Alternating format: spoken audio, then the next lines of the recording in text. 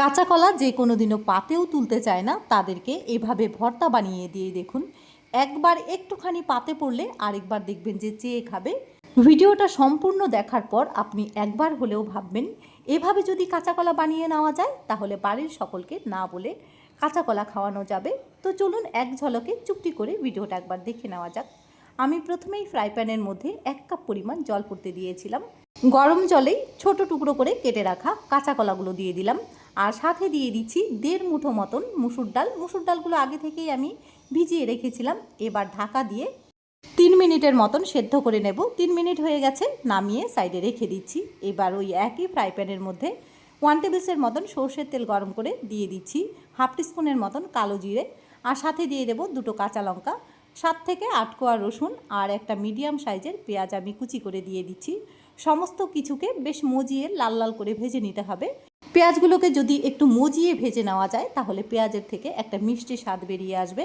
তো সমস্ত কিছুকে আমি বেশ লাল লাল করে ভেজে নিয়েছি। এদিকে কাঁচা কলা আর মুসুর ডাল সেদ্ধ করে নেওয়ার পর একবারেই শিলনোড়াতে নামিয়ে নিয়েছিলাম।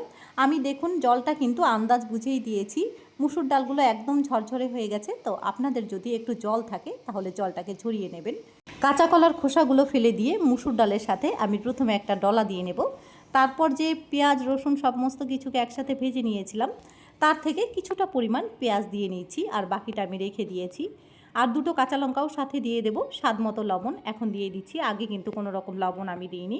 তো লবণের স্বাদটা বুঝেই দেবেন। এবার সমস্ত কিছুকে শিলনোড়াতে হালকাভাবে বেটে নিতে হবে।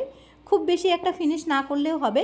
আমি দেখুন 2 থেকে 3টা ডলা দিয়ে নেওয়ার পর এবার বাকি যে পেঁয়াজ বাটাটা ছিল সেটা এখানে দিয়ে নেব। তার আগে কাঁচা পেঁয়াজ কুচি 1 মুঠো মতন দিয়ে নিচ্ছি, আর ওপর থেকে কাঁচা সর্ষের তেল দিয়ে এবার হাত দিয়ে খুব ভালো করে ভর্তাটা আমি মাখবো। কাঁচা কলার ভর্তা কিন্তু আমাদের একদমই রেডি হয়ে গেছে। তো শিলনোড়াতে মেখে নেওয়ার পর আমি একটা প্লেটের মধ্যে তুলে নিচ্ছি পরিবেশনের জন্য।